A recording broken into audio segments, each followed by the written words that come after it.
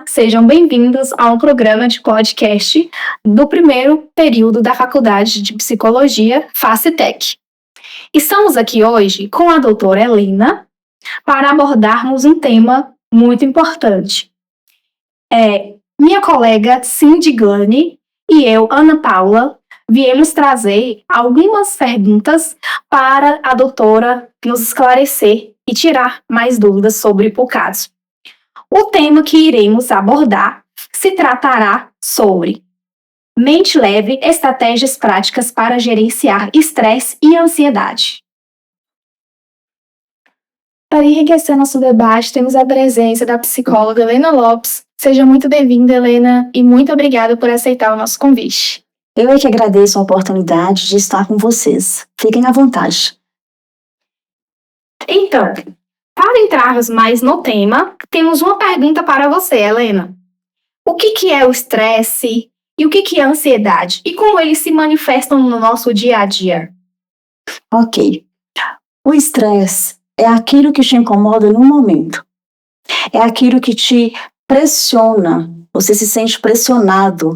Você fica agitado. Normalmente o estresse é o presente.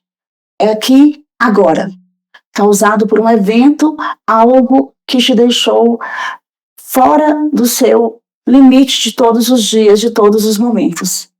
A ansiedade já é algo para o futuro. São pensamentos, sentimentos, pensamentos que você fica com preocupação a respeito do futuro. Às vezes a ansiedade, ela nos leva a pensar coisas que nem existem. Um simples movimento te faz refletir, pensar, olhar para os lados, ver o que os outros estão. Você tem a sensação de saber o que os outros estão pensando sobre você ou sobre determinado assunto que te preocupa.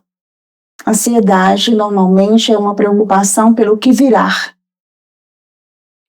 Como afeta, constantemente a gente percebe que estamos afetados pelas telas, pelas quantidades de informações que a gente recebe a todo momento. Né? Se você sai na rua, você vê um carro com uma logo, com uma marca, é uma informação. As pessoas, a maneira como você vê as pessoas, são informações das pessoas. E às vezes o nosso cérebro, ele não dá conta de processar tantas informações. E se, dentre essas informações, algo te interessar e te preocupar, começa a surgir os sintomas. Dores no corpo, noites mal dormidas, dor de estômago, coceira, manifestação de herpes e assim por diante. Tudo isso traz, né, em relação ao estresse, vai trazendo esses sintomas, né, pra gente. A segunda pergunta que eu gostaria de te perguntar foi a que você acabou de falar aqui com a gente, né? Como a gente pode estar identificando sintomas do estresse e da ansiedade, tanto em nós mesmos como em outras pessoas. Eu falo que quando a gente presta atenção nas pessoas, é mais fácil a gente identificar em outras pessoas. Às vezes, as pessoas veem a gente e as pessoas conseguem identificar que a gente está passando por um momento de estresse ou que a gente vive em constante ansiedade. Porque nós estamos aqui e eu consigo ver o rosto de vocês, mas eu não consigo ver o meu rosto. Então, vocês, para mim, são como espelhos. Então, vocês sendo meus espelhos, vocês conseguem identificar se eu estou passando por um momento de pressão, se eu estou sendo pressionada por algum motivo, se eu estou dentro do meu estado de nervoso normal. Porque o estresse em pequena dose, bem como a ansiedade também em pequena dose, ela nos impulsiona. Sabe? Um dos sintomas que a ansiedade nos traz é o medo. Mas se for em pequena dose, é interessante a gente ter medo. Entendi, Helena. E como a qualidade de sono afeta na nossa capacidade de lidar com pressões diárias? Muita. Porque uma noite mal dormida te deixa sem energia, te deixa mole, te deixa desanimado. Com isso, vai afetar seus afazeres, vai diminuir suas habilidades, vai diminuir seu sensorial, vai diminuir sua cognição, né? E aí, às vezes, você pode passar desapercebido e quando vai ver o porquê, o motivo, porque não dormiu. Então, o sono, ele tem grande impacto na nossa vida em relação ao nosso controle emocional e psíquico. E quais práticas de autocuidado que podem ser implementadas na nossa rotina diária e que pode ajudar a prevenir esse estresse excessivo? Eu costumo dizer que tudo está incluso. Se você dormiu bem, você já fez uma parte. Se você alimentou bem, você está fazendo uma outra parte. Um exercício físico, cuidado com o corpo. Não existe cuidar do corpo sem cuidar da mente. Não existe cuidar da mente sem cuidar do corpo. Se você ingerir bastante chocolate, você vai ter uma animação fora do comum. E pode ser que sua cognição não acompanhe o seu raciocínio.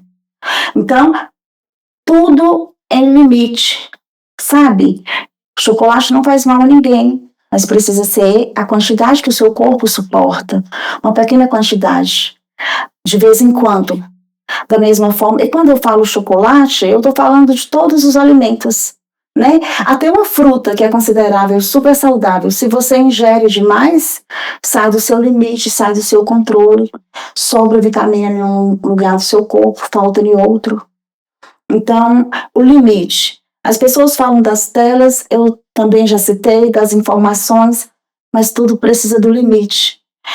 Um dos fatores que mais tem causado estresse nas pessoas é a questão das telas, dos vídeos curtos demais, a produção de dopamina fácil. Cada vez a gente quer vídeos mais curtos que nos traz mais prazer, que libera mais dopamina, e cada vez a gente quer diminuir, quer acelerar o processo do bem-estar. Então é preciso ter limites. E para a gente, quando começa a sentir já esses sintomas e ver que já está nos afetando, qual é o momento certo para a gente procurar um bom profissional, assim como você? Quando a gente precisa procurar um profissional, normalmente é quando aquilo está atrapalhando a nossa rotina. Se você percebe que você está tendo prejuízo no seu dia a dia, prejuízo na sua área de trabalho, prejuízo na sua comunicação familiar, está tendo pequenas explosões, está maltratando quem não precisa ser maltratado, alguma coisa está errado. Então acende um sinal de alerta. E é melhor prevenir, né, do que remediar. Sai muito mais barato você procurar um profissional antes de ter um transtorno do que após um transtorno. A ansiedade, ela pode já vir da genética? A ansiedade pode ser genética e ela pode ficar guardada em você. E aí ela é liberada de acordo com o ambiente que você frequenta, de acordo com o meio que você está. Às vezes uma pessoa tem uma predisposição genética de ansiedade, mas você vive num ambiente super tranquilo, ela não é manifestada. E hoje em dia a gente vê mais esses casos de ansiedade nas crianças, não é? E como que está nesse meio, como que é trabalhar com isso, essa ansiedade nas crianças, Helena? Olha, aqui inclusive chegam muitas crianças e algumas delas com transtorno de ansiedade e os pais começam a perceber através dos sintomas. Às vezes uma criança com ansiedade, ela diminui o sono. Uma criança com ansiedade, ela fica seletiva na alimentação. A criança começa a fazer xixi na cama, mesmo depois de muito tempo de desfraldado. E aí os pais começam, mas fulano está fazendo xixi. Aí leva no pediatra, e o pediatra vai constatar que isso é emocional. E aí precisa do psicólogo.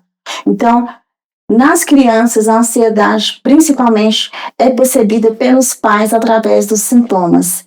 A ansiedade também pode ser aumentada com a consequência das telas. Hoje em dia a gente vê crianças que ainda não sabem falar, mas já sabem mexer no celular. A gente vê crianças que fazem birra ao sair da frente da televisão. Crianças que não deveriam estar assistindo televisão